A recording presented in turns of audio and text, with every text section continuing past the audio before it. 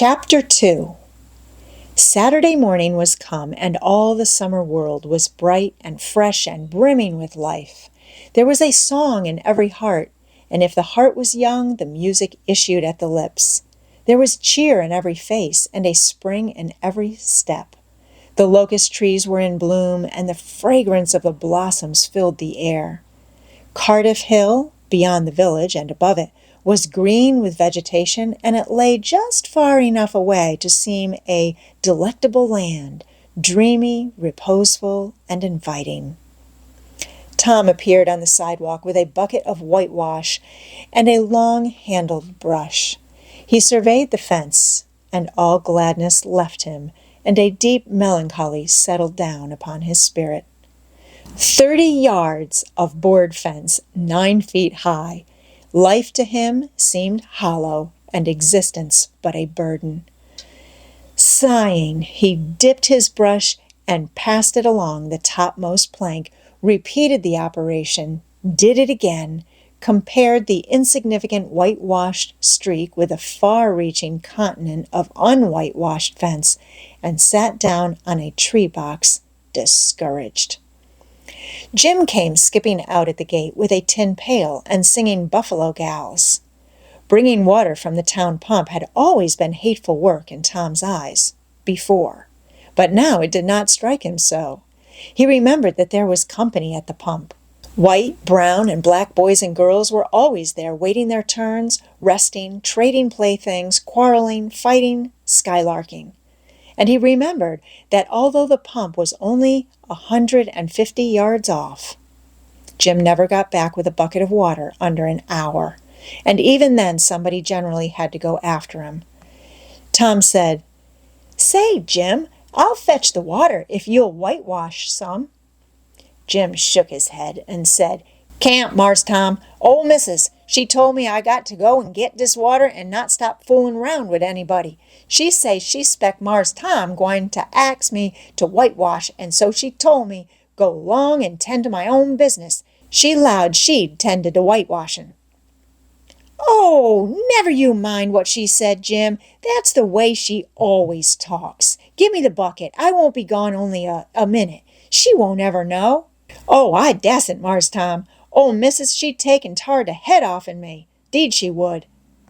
She never licks anybody. Whacks 'em over the head with her thimble, and who cares for that, I'd like to know. She talks awful, but talk don't hurt. Anyways, it don't if she don't cry. Jim, I'll give you a marvel. I'll give you a white alley." Jim began to waver. "White alley, Jim, and it's a bully taw." "My, that's a mighty gay marvel, I tell you. But Mars Tom, I's powerful 'fraid of old Missus. And besides, if you will, I'll show you my sore toe." Jim was only human.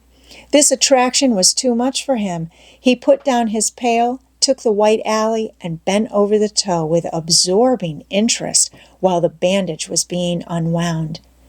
In another moment, he was flying down the street with his pail and a tingling rear.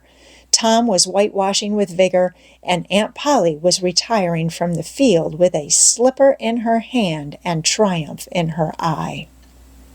But Tom's energy did not last. He began to think of the fun he had planned for this day, and his sorrows multiplied. Soon the free boys would come tripping along on all sorts of delicious expeditions, and they would make a world of fun of him for having to work. The very thought of it burnt him like fire. He got out his worldly wealth and examined it. Bits of toys, marbles, and trash, enough to buy an exchange of work, maybe, but not half enough to buy so much as half an hour of pure freedom. So he returned his straitened means to his pocket and gave up the idea of trying to buy the boys. At this dark and hopeless moment, an inspiration burst upon him. Nothing less than a great, magnificent inspiration. He took up his brush and went tranquilly to work. Ben Rogers hove in sight presently, the very boy, of all boys whose ridicule he had been dreading. Ben's gait was the hop, skip, and jump proof enough that his heart was light and his anticipations high. He was eating an apple and giving a long, melodious whoop at intervals, followed by a deep-toned ding-dong-dong, ding-dong-dong, for he was personating a steamboat. As he drew near, he slackened speed, took the middle of the street, leaned far over to starboard, and rounded to ponderously and with laborious pomp and circumstance, for he was personating the big Missouri and considered himself to be drawing 9 feet of water. He was boat and captain and engine bells combined, so he had to imagine himself standing on his own hurricane deck, giving the orders and executing them. "Stoppers, sir! Ting-a-ling-ling!" The headway ran almost out, and he drew up slowly toward the sidewalk. "Ship up to back! Ting-a-ling-ling!" His arms straightened and stiffened down his sides. "Set her back on the starboard! Ting-a-ling! Chow! Chow! Wow! Chow! Wow! Chow!" His right hand, meantime, describing stately circles, for it was representing a 40-foot wheel. "Let her go back on the larboard! Ting-a-ling! Chow! Chow! Chow! Chow!" The left hand began to describe circles. "Stop the starboard!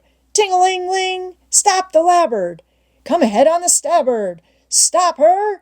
Let your outside turn over slow! Ting-a-ling-ling! Chow! Whoa! Whoa! Get out that headline! Lively now! Come out with your spring line! What are you about there? Take a turn round that stump with a bite of it! Stand by that stage now! Let her go! Done with the engine, sir! Ting-a-ling! Shh! Shh! Shh! Trying the gauge cocks. Tom went on whitewashing, paid no attention to the steamboat. Ben stared a moment, and then said, "Hi-yi! You're up a stump, ain't you?" No answer. Tom surveyed his last touch with the eye of an artist. Then he gave his brush another gentle sweep and surveyed the result, as before. Ben ranged up alongside of him. Tom's mouth watered for the apple, but he stuck to his work. Ben said, "Hello, old chap, you gotta work, eh?" Tom wheeled suddenly and said, "Why, it's you, Ben. I warn't noticing." "Say, I'm going in a swimming, I am. Don't you wish you could? But of course you'd druther work, wouldn't you? Course you would." Tom contemplated the boy a bit and said, "What do you call work?" "Why, ain't that work?" Tom resumed his whitewashing and answered carelessly, "Well, maybe it is, and maybe it ain't. All I know is it suits Tom Sawyer." "Oh, come now, you don't mean to let on that you like it?" The brush continued to move. "Like it? Well, I don't see why I oughtn't to like it. Does a boy get a chance to whitewash a fence every day?" That put the thing in a new light. Ben stopped nibbling his apple. Tom swept his brush daintily back and forth, stepped back to note the effect, added a touch here and there, criticized the effect again, Ben watching every move and getting more and more interested, more and more absorbed. Presently, he said, "Say, Tom, let me whitewash a little." Tom considered, was about to consent, but he altered his mind. No, I reckon it wouldn't hardly do, Ben. You see, Aunt Polly's awful particular about this fence, right here on the street, you know. But if it was the back fence, I wouldn't mind, and she wouldn't. Yes, she's awful particular about this fence. It's got to be done very careful. I reckon there ain't one boy in 1,000, maybe 2,000, that can do it the way it's got to be done. No, is that so? Oh, come now. Let me just try. Only just a little. I'd let you, if you was me, Tom. Ben, I'd like to, honest Injun, but Aunt Polly, well, Jim wanted to do it, but she wouldn't let him. Sid wanted to do it, and she wouldn't let Sid. Now, don't you see how I'm fixed? If you was to tackle this fence and anything was to happen to it. Aw, shucks, I'll be just as careful. Now let me try. Say, I'll give you the core of my apple. Well, here, no, Ben, now don't. I'm afeard. I'll give you all of it. Tom gave up the brush with reluctance in his face, but alacrity in his heart. And while the late steamer Big Missouri worked and sweated in the sun, the retired artist sat on a barrel in the shade close by, dangled his legs, munched his apple, and planned the slaughter of more innocents. There was no lack of material. Boys happened along every little while. They came to jeer, but remained to whitewash. By the time Ben was fagged out, Tom had traded the next chance to Billy Fisher for a kite in good repair. And when he played out, Johnny Miller bought in for a dead rat and a string to swing it with, and so on, hour after hour. And when the middle of the afternoon came, from being a poor, poverty-stricken boy in the morning, Tom was literally rolling in wealth.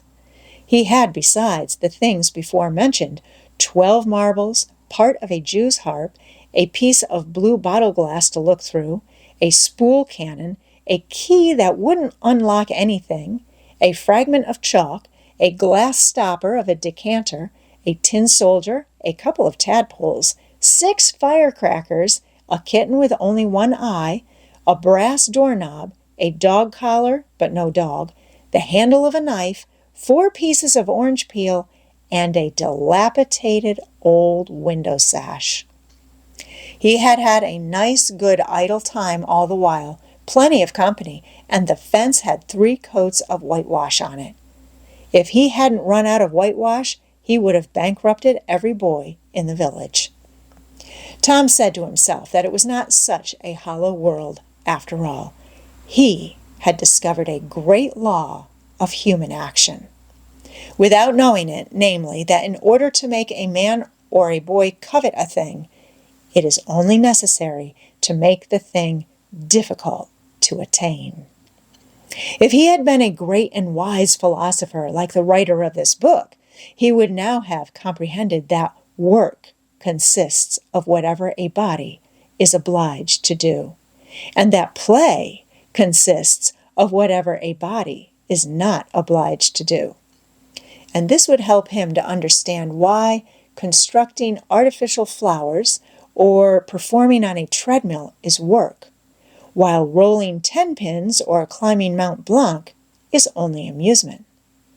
There are wealthy gentlemen in England who drive 4-horse passenger coaches 20 or 30 miles on a daily line in the summer because the privilege costs them considerable money. But if they were offered wages for the service, that would turn it into work, and then they would resign. The boy mused a while over the substantial change which had taken place in his worldly circumstances, and then wended toward headquarters to report.